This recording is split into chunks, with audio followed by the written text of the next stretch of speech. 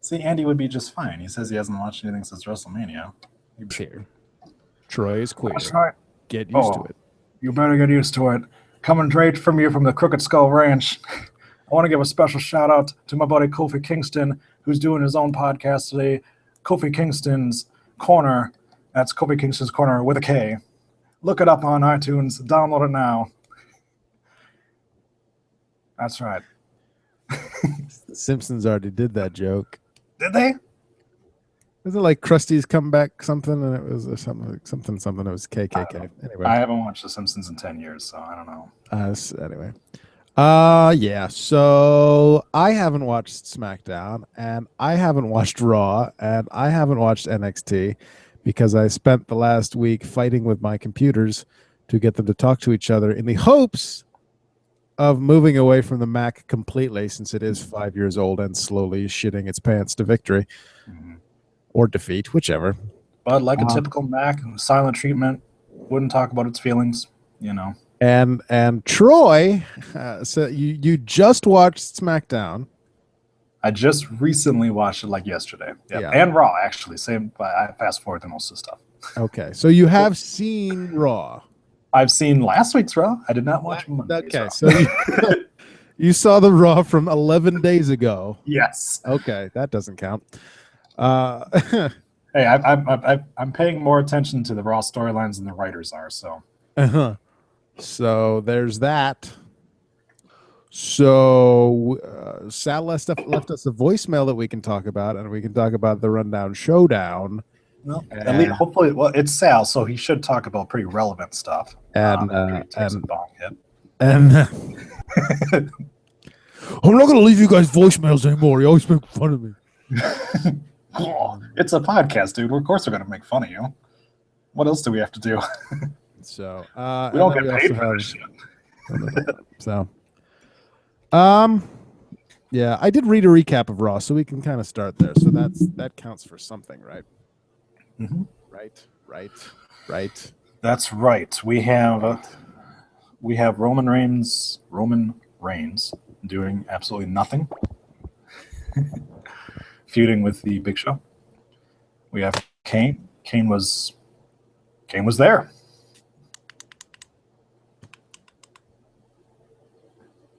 God damn it, guys. I'm trying to send the rundown of facts, right? But the freaking paper won't fit inside my smartphone. Come on, eat it. I'll fax you guys later. Anyway, I did want to talk to you guys. Comedy! Did he hire a Foley artist for that? What's going on there? Eat it. That's a throwback to last week's episode. It is, yeah. Very briefly this week about Monday Night Raw. Monday Night Raw emulating from London, England. And every time they're in England, I can't understand a goddamn word the crowd is saying. Racist. A little bit. At all. They make these chants, and I don't know what they're saying. I did understand when they started fandangoing, and I thought it was interesting that the entire arena was doing it.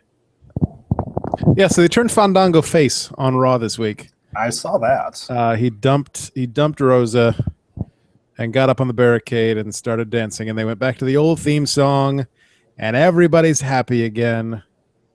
And if this actually means that Fandango is going somewhere, I'm okay with it. I think what a lot of people forget is Fandango is a really good wrestler. Yes, that's true. He's a really good wrestler stuck with a really bad gimmick. So that's also true. I'm all for anything that helps him out a little bit. Yeah. Apparently that's what's been missing from Johnny Curtis this whole time. We just need a Fandango all the time. Who's all Johnny day, Curtis? Every day. And I don't know. He used to be this guy who was on Raw a long time ago dumping milk on himself for no reason whatsoever. That's so weird. And he'll be WWE champion in like a month. I digress.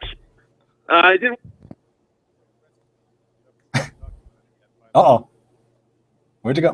Bring up a couple of interesting points about Raw. I don't know why John Cena is making that stupid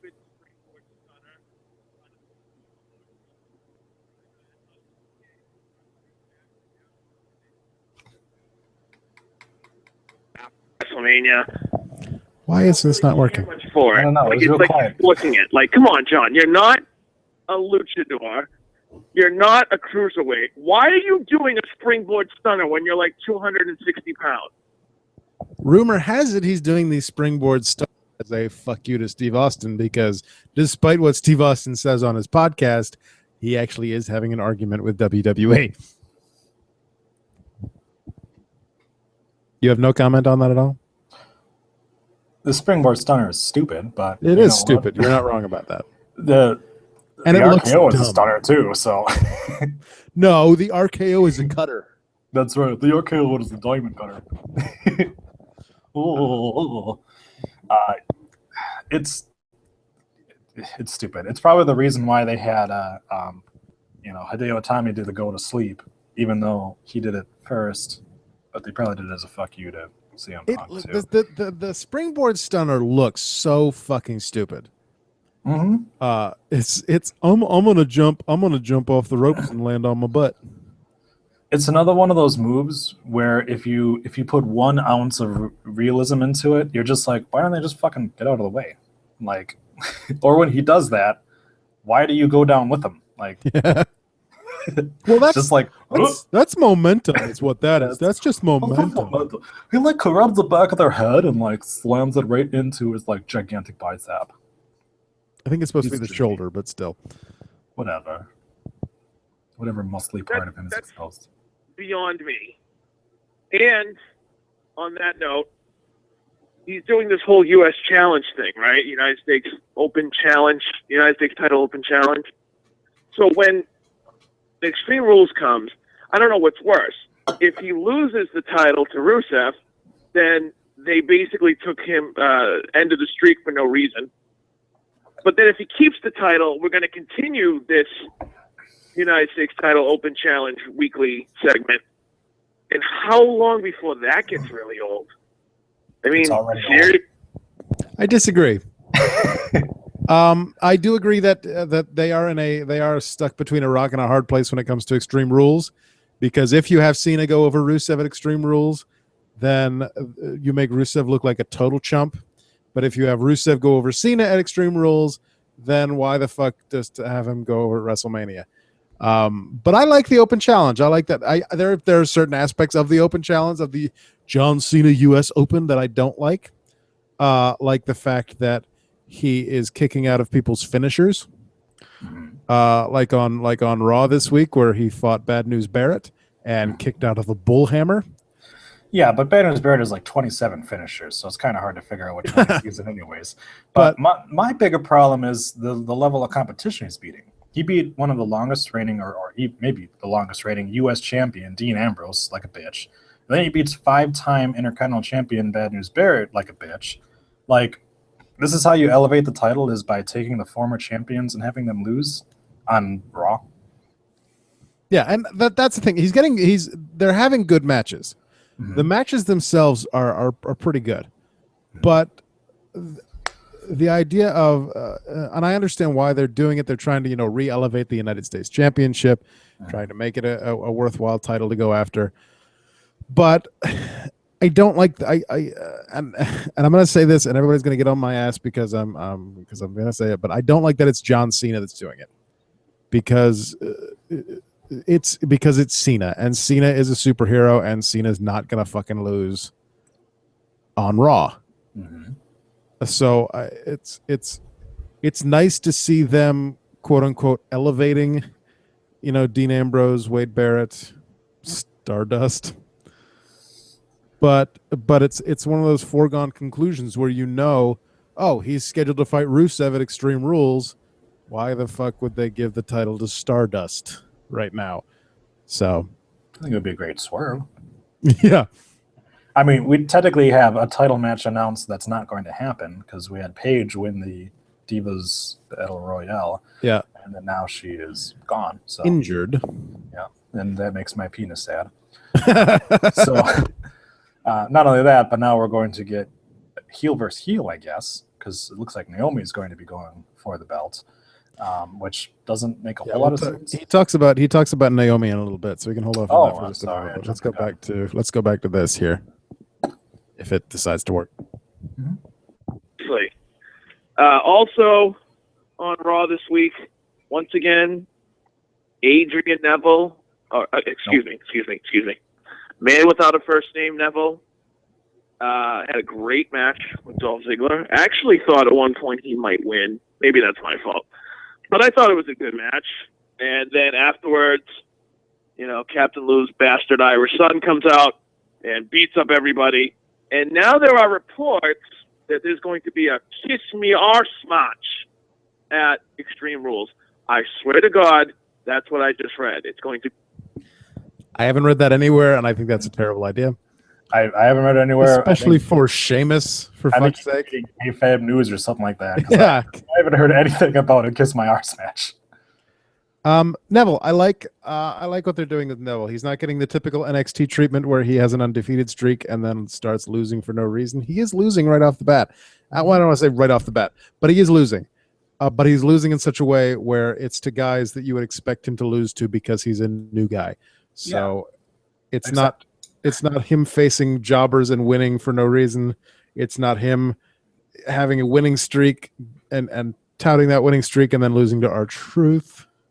Yeah. Neville's big thing is that he's an amazing athlete and he's flippy nips. So that's what he does in his match. He comes out there and does flippy shit and he's impressive. But, he beat Axelmania twice at this point. Yep. And then he lost to the WWE World Heavyweight Champion of Champions. So that's not a bad person to lose to. Yeah, lost to Seth Rollins, who you'd expect him to lose to at this point in his career. Lost to Dolph Ziggler, who you'd expect him to lose to in his career. But they were still amazing matches because it is Neville and it is Seth Rollins and it is Dolph Ziggler.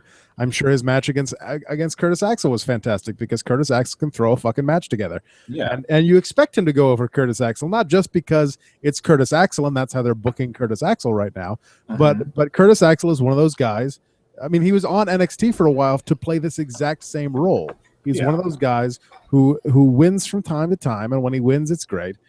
But he's the CJ Parker of Monday Night Raw. Yeah, he's enhancement talent. He goes out there, he puts on a good show, he knows what to do. He does enough to make the match look really good, but he's there to put over the other people. Right, and he's fine with that role. Exactly. It's the same thing that Zack Ryder does. It's the same thing, like you said, CJ Parker did up until recently. Right. But people are going to get on WWE about yet again taking someone's name away, but just calling him Neville is fine. It could be worse. I mean, it works for the character because he is sort of superhero-esque, but I just don't think Neville sounds good by itself. Yeah, and plus Cesaro sounds good by itself. Big E is good by itself. Rusev is good. Neville. Yeah. Neville. Hello. So the other thing with Neville. Hello. Two things with Neville. One, I will always remember the fact that you called him Aaron Neville one time. I did. Yes. Yes, I did. And I don't take ownership for noticing this. I took it from Botchamania, but Neville's first match, what was trending worldwide, was Adrian Neville. Oops. Yeah. All right. Back to this. I don't know much. The touch, the feel. Be a Kiss Me Arse match. Now. Imagine how that one's going to go between him and Dolph Ziggler. Also on Raw this week, we had the Lucha Dragons. And is it me, or are they literally turning Kalisto into the next Rey Mysterio? Like the whole deal, the whole way they describe him, the way the announcers talk about him. I think we're really trying to do Mysterio 2.0 because it works so well with Sin Cara. Oh, yeah, Sin Cara's still on that team. He's on the Lucha Dragons, even though he's the fake Sin Cara. It's okay. It's okay. It works. They're Mexicans. Who cares? They're Mexicans. Who cares? Wow. That's twice now. That's two raises comments in his voicemail. Let's see if he can if he can hit a hat trick on this. So there's that. Lucha Dragons. Again, haven't seen Raw. Don't know what happened. Haven't seen last week's SmackDown. Don't know what happened. But in the matches that they have had, I think they're doing fine. They're up there to bolster the tag team division. We've got them up now. We've got the primetime players back. I do have an issue with what happened on SmackDown, where Randy. Yeah. Okay. Before we get to that, though, so it's cool. We're bolstering the tag team division.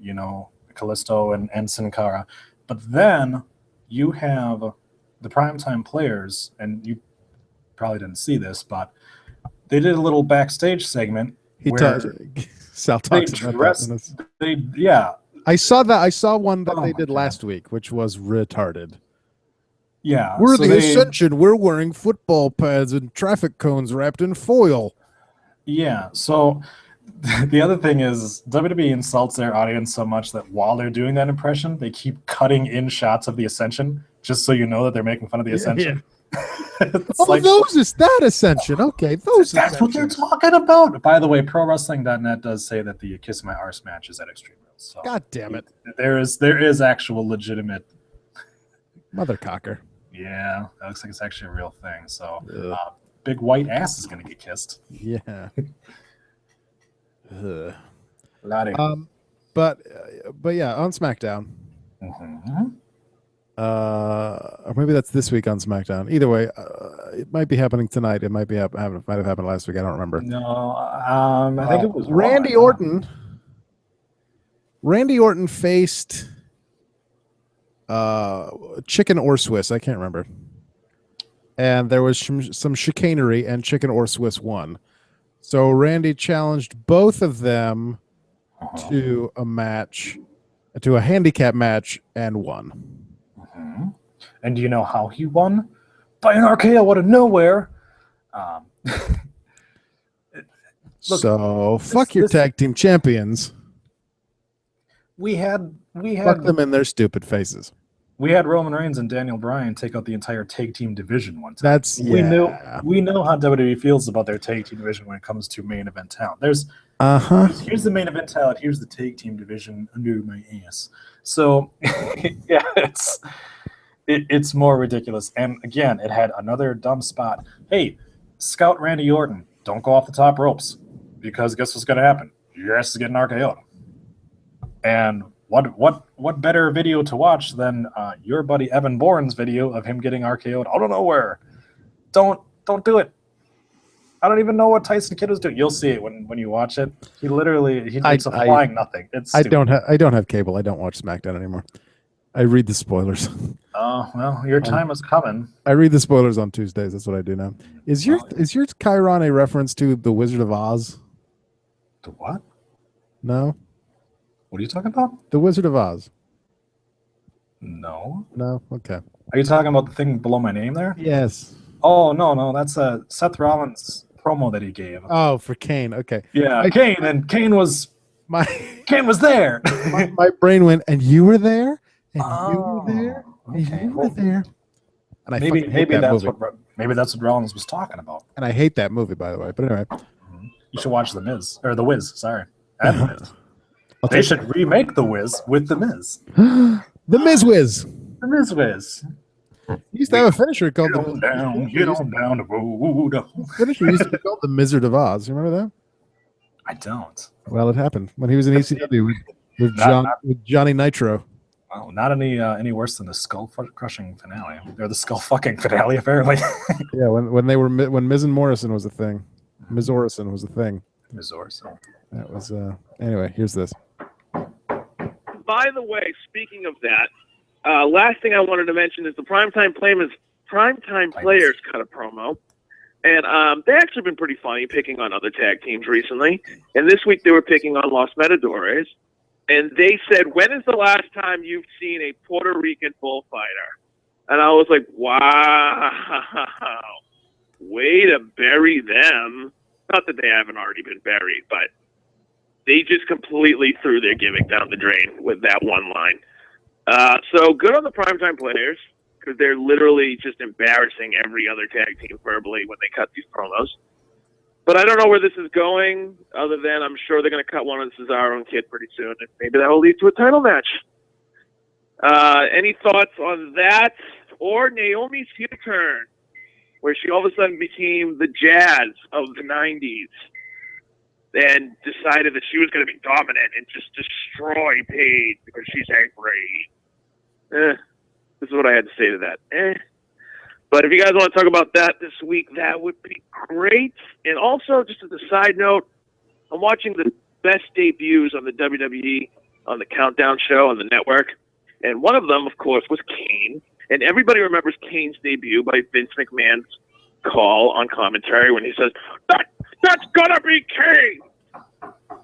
What's some of your most favorite calls in wrestling, either for their hilarity or their impact of the moment? And I'm not talking about Stone Cold, because we all know that one. But anything else you guys can think of that's some of the most memorable calls in WWE announcing history. And I hope I gave you enough content to talk about this week. You guys have a good show. One thing, pretty sure he hit the hat trick by referencing the fact that Naomi was the Jazz of the 1990s. China was an incredibly dominant female who was white, but because Naomi's black, let's go to Jazz reference. Just saying. Everyone's a little bit racist. Some more than others. In terms of the most memorable calls, I loved the "It's Taz." That was always a really fun one for me. My big thing has always been whenever they had someone debut from like WCW over on WWE, who they then had to change their name. And the one I think of the most is Haku. Yeah. Who they're like, that's Ming. It's like, where'd that name come from? Because he was something else last week on a different show. One of my favorites, and I hate the moment, but Michael Cole nailed it. Is when Rey Mysterio won the Royal Rumble, and Cole just started kind of going off about how he did it for Eddie, for the memory of Eddie. It was all about Eddie, and it sold the fact that this was something that should not have happened, and I mean that literally. Shouldn't have happened, but it did, and it was a miracle, and I always enjoyed that. I thought Michael Cole did a fantastic job with that. The moment itself was terrible because it led to Rey Mysterio World Heavyweight Champion, which was one of the worst things that's ever happened ever. But I think Michael. Speaking of Great Khali, I said one of. Thank you. Okay. But it did. Accepted. And when I think it was when Dolph Ziggler cashed in the title after the night after WrestleMania, I cashed in the Money in the Bank briefcase rather the night after WrestleMania, and Cole was just freaking out on that too. I always think that was a great moment, and they sold the hell out of that. There's been some really good ones. You know who has never had a good call out? Jerry Lawler. I was going to say Booker T, but okay. Booker T as well. You know, I had a dream of you, Dad. We coming for you. Oh no, sorry, can't do that one. By the way, like listening to Jerry Lawler on SmackDown is the worst thing ever. Yeah. He now is just telling jokes. Like Great. and he's always been that way a little bit, but just like really terrible ones too. Not even like so bad they're funny ones, but just like, I'm gonna make jokes about married couples because Natalia's out there, but I've been married 14 times, and I'm gonna move to a South African country so I can marry a 14-year-old girl, that kind of thing. I don't think he actually said that. I was gonna say, wow. I might have just thought that. Maybe I dreamt it. I would have to go back in the network. The network has added a whole shitload of Raws from the Attitude Era from 97 and 98. So I'll have to go back and watch some of those and listen to some old JRs and rekindle my memories of those moments. So, because neither one of us mentioned JR, and that makes me sad. I mentioned the Taz one. Yeah. Rich Taz. I do have to say, I'm pretty sure Byron Saxon's getting fired soon. Yeah. He did not do a very good job. So there's a thing that there's a thing called the Owen voice. And we know what the Owen voice is. You know, it's when Owen Hart died, we had, you know, the very somber, this is really going on. You know, they've done it a couple times over that. Byron Saxton did it the entire show after after Brock Lesnar took out the announcer. He's just like, we have a really serious issue here. It's just like, dude, you're get over it. Like, they're not dead. That was 3 segments ago. Yeah. And that's why. And of course, there was the news that, you know, that's why they shoved Lawler's corpse out there, was because of the fact that Saxon was crashing and burning. And then he was yet again on last week's Raw. Still terrible. So, and he's good on NXT. So I didn't get it. I don't understand why he was doing something different for it. Trying too hard to sell the moment, I think. And like I said, I liked him at first for the first couple segments where he was kind of letting those pauses breathe and kind of being the only person out there. I thought it worked, but after a while, it was just like, dude, say something. Yeah. Say anything. Say something. So. At least call the match. Be like, I understand this is a bad time and all this bad stuff happened, but oh, what a drop toe hold! Oh, what a drop toe hold indeed. Going back to the calls, I just remembered another one that will, of course, just kind of lives in your memory forever, and that is, of course, during that fateful episode of Monday Night Raw, Jerry Lawler just screaming, "Penis, penis, penis!" See, in my mind, that went the entire episode. Like he was stuck. Like he had a stroke, and every word that came out of his mouth was "Venus." And Daniel Bryan last year at WrestleMania. Yeah. I think the entire team was great on that. So, speaking of Daniel Bryan, segue! I caught it. Subtle. I saw it coming. Daniel Bryan has been removed from the second half of the WWE's European tour due to health concerns. There is apparently fear within the company that the fact that he has not toned down his style of wrestling at all since returning from his shoulder injury that cost him the WWE World Heavyweight Championship and knocked him out of action for almost a year, however long that was. The fact that he hasn't toned down his style is going to re-aggravate that injury, or has already re-aggravated that injury, and they're not too happy about that. Well, I can guarantee he already re-aggravated it. I mean, the German suplex from Luke Harper looked terrible, and then again, we're all a week behind on wrestling, but last week's SmackDown, he got slammed against the barricade and grabbed for his neck immediately. I mean, how did you not know this was going to happen? That if you kept doing this high-flying shit, you know, and the guy is an amazing technical wrestler. There's no reason for him to have to do that kind of stuff. Is this going to cost him another title? Are they going to have to strip him of the Intercontinental title? I don't know if they'll strip him of it. I think I could considerably see him losing it. Yeah. I could see them maybe writing him off television that way so they don't have to strip it again. But yeah. Right. The rumor is that he was supposed to be the opponent for the US Open Challenge in London. But since they pulled him from the tour, they went with Wade Barrett, and so they went with Wade Barrett instead, and he was put in a like a 6-man or something later on, because that's what they've been doing to kind of cover for him. They've had him in tag matches, 6-man tag matches, stuff like that. Yeah. But like I said, he is the Intercontinental Champion, and that is going to be a problem if they have to pull him again due to injury. It kind of is weakening his reputation as someone who can be a legitimate and be a champion who can perform as a champion. Yeah, it's the whole reason why it took such a long time for Ziggler to get a belt again, was because of the fact that his history, which wasn't even his fault. Well, no, and that's the thing too. I mean, people got upset about the fact that, oh yeah, well he doesn't deserve that because he got hurt like that. But they also have to look at it from WWE's perspective. They can't have their champion Dolph Ziggler be out for a couple of shows. They can have their champion Brock Lesnar be out a couple shows, but going back though, why nothing says elevating the Intercontinental Championship like having Daniel Bryan go for the U.S. Championship while holding it. That's a good way to elevate. I've got this belt, but you know what? Fuck it. I want that one too. Not exactly a stellar endorsement of the IC belt. Well, of course, it was a belt that was stolen 16 times the past 3 weeks. So right. I suppose, at this point, you might as well just call it the European belt.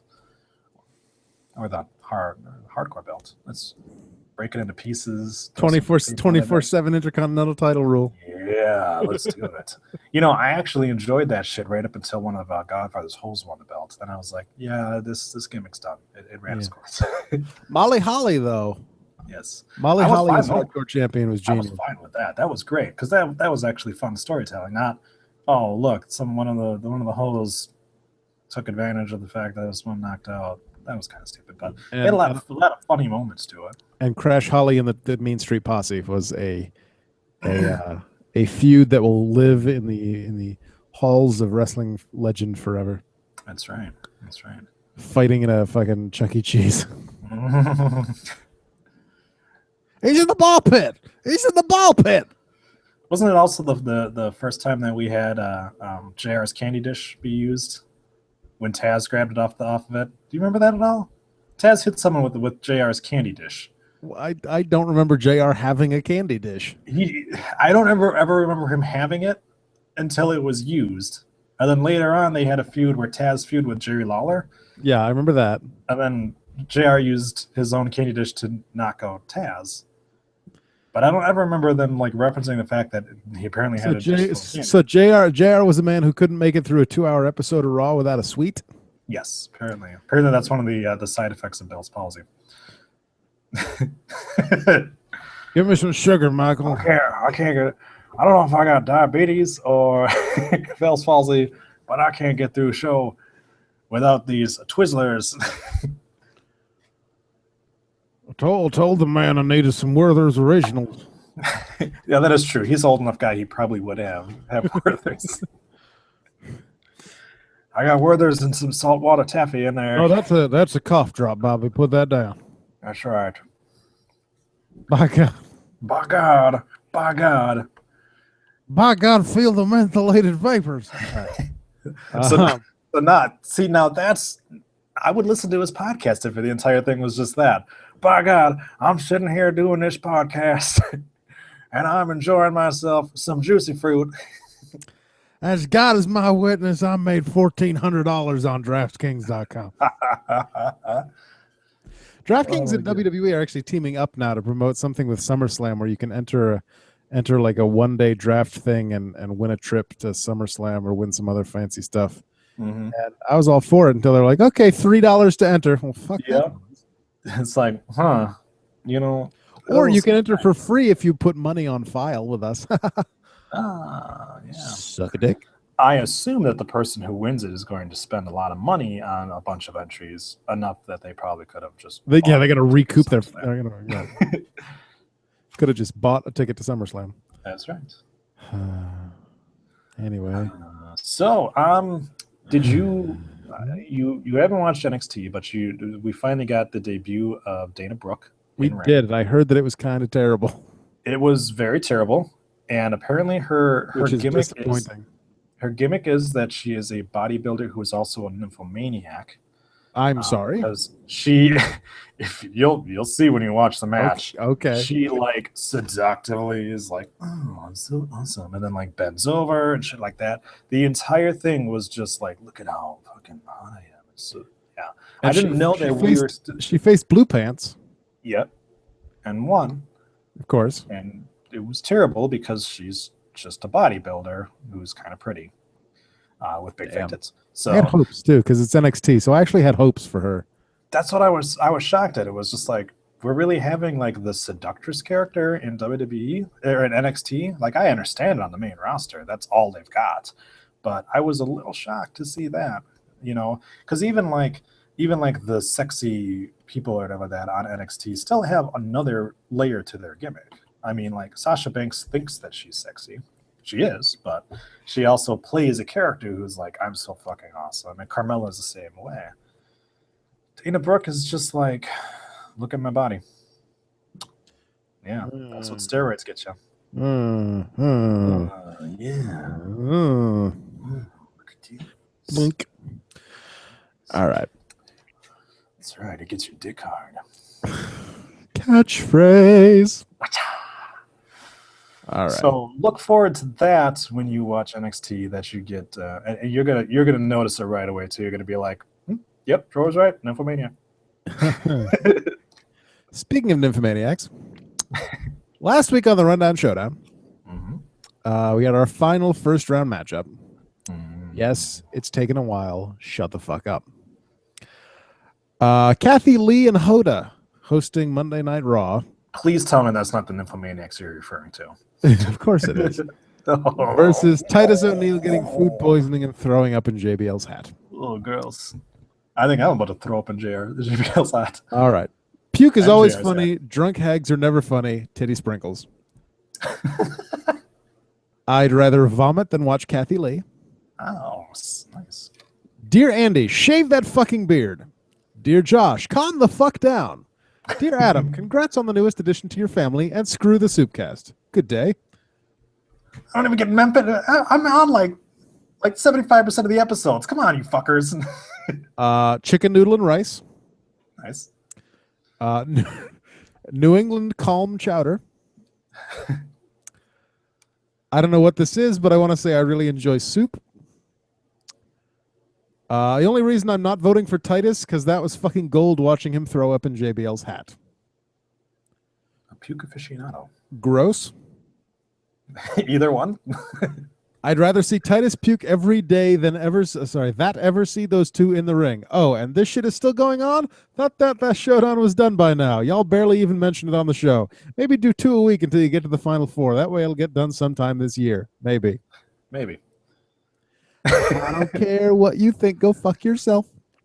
Get your own fucking podcast. We're just kind of spreading it out now. We're gonna make the showdown take as long as possible. So we're gonna go like I'm gonna give you the matchup, and then we're not actually gonna reveal the results for like 3 weeks. And then we'll maybe go like 6 weeks after that one, and then 2 weeks, and a week, and then 4 weeks. And then you can have just to make it take until episode 300. And then you can have awesome references from 2 weeks ago. Yeah. Like super references. Hashtag give old twats a chance. Oh, that one might have been me. You shouldn't vomit in a hat and eat it too. What the fuck? Shit, get back to better lame-ass wrestling stuff. No more celebrity stuff. At least Titus throwing up in JBL's hat was kind of funny. Kathy Lee and Hoda was just perplexing and awkward, like Kofi Kingston's chest. So, by a margin of all the votes except one. Wow. Moving on to the second round, I'm sure you can guess which one. Kathy Lee and Hoda guest hosting Raw. Moves on to the second round, 92-8. Over Titus O'Neil gets food poisoning. 92-8. So we move on to the second round. Way back to the top of the list. For JR's ass surgery. Going up against John Cena versus Michael Cole. So Vince McMahon making fun of Jim Ross and making a whole bunch of ass-based puns, and finally pulling his own head out of his ass against John Cena stripping Michael Cole to his underpants in the middle of the ring on an episode of Monday Night Raw and dousing him in barbecue sauce. That was hot. Was it too much to ask for Byron Saxton to come out and be like, Michael Cole's been taken to the hospital and there may be some anal bleeding? Anal bleeding. Was that too much to ask? Just to get back at him for the fucking JR crack? Yeah. Was it JR? Yeah. Yeah, that's what I thought, yeah. Or was it? It might have been during their feud with King, I think. So I think it might have been King, actually. It might have been King, yeah. I just remember that specifically. That sticks in my mind. That, yeah. Rectal bleeding. Was that too much to ask, Byron? Come on, man. You had a chance. So give rectal bleeding a chance. I think that's a good enough spot as any. Yeah, let's get that hashtag trending. Hashtag give rectal bleeding a chance. On that note, hashtag give rectal bleeding a chance. That does it for the rundown for this Thursday, April 16th, not 14th, 16th, 2015. 145 days since Nikki Bella won the WWE Divas Championship. I still have World Heavyweight Championship in my notes there. I forgot to change that part. Since Nikki Bella won the WWE World Heavyweight Championship. Go to www.audibletrial.com/rundown for a free audiobook and a 30-day free trial. And if you sign up, I get money. So help a brother out. That's right. If I didn't already have Audible, I would have totally done it. I'm currently listening to Ready Player One, read by Will Wheaton. Create a new email address. Okay. God damn it. That's not that hard. You can get one at Gmail for $0. I don't know. That's a lot of work, man. I got to make up a name. I've got 4 for various reasons. APW returns Saturday, May 16th for Reloaded. Go to AtlanticProWrestling.com. Liberty States next Saturday, April 25th for a Collision Course, I think.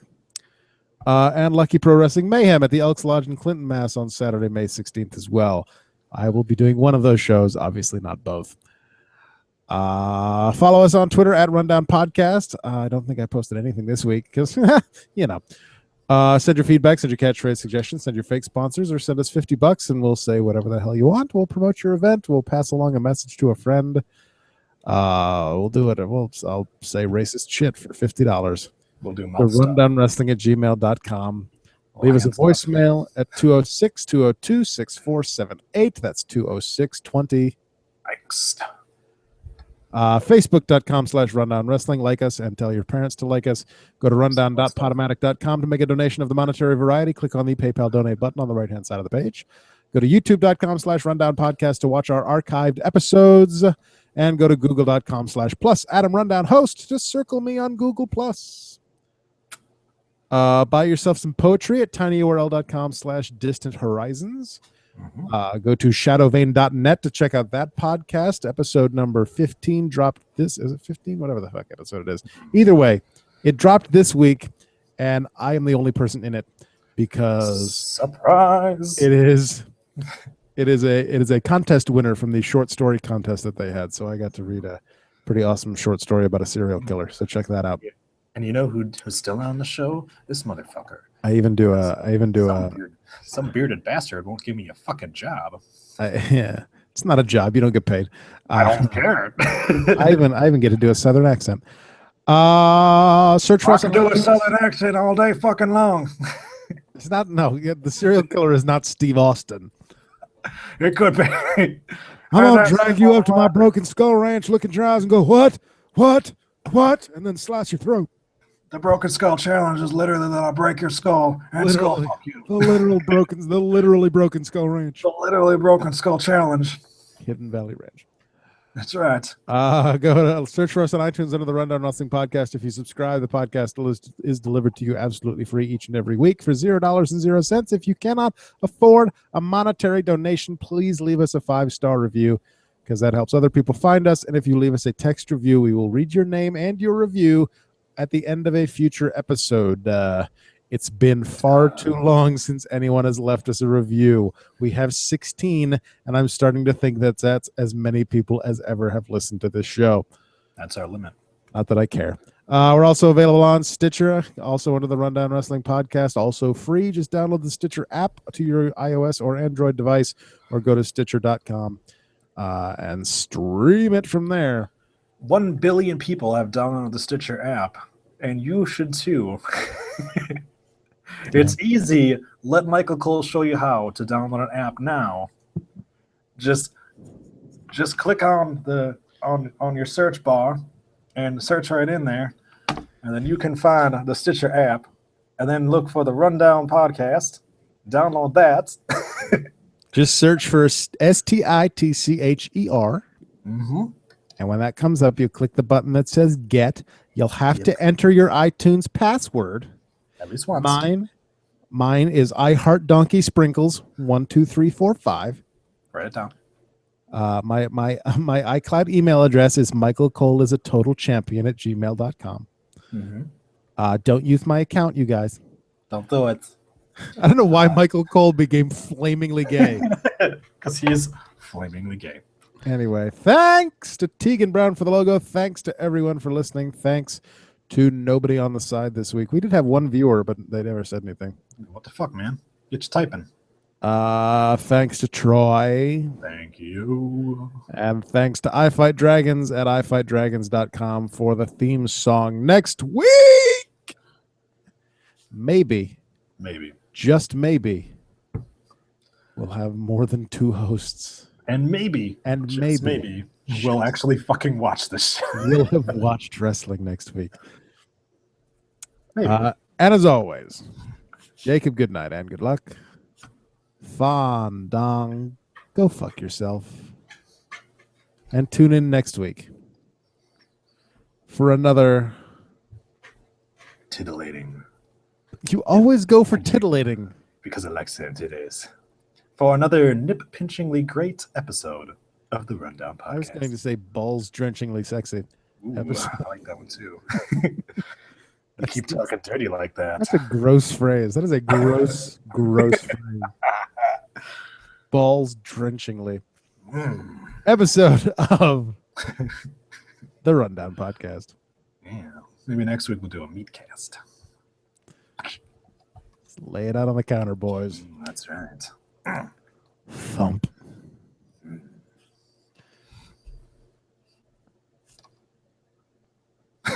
I still hit 49 minutes. That's good. Oh, good.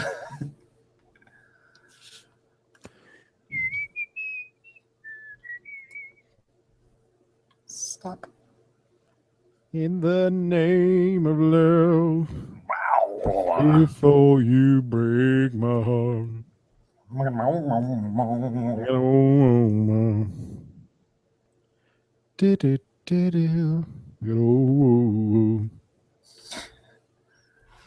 This has been your 1960s music review. Export.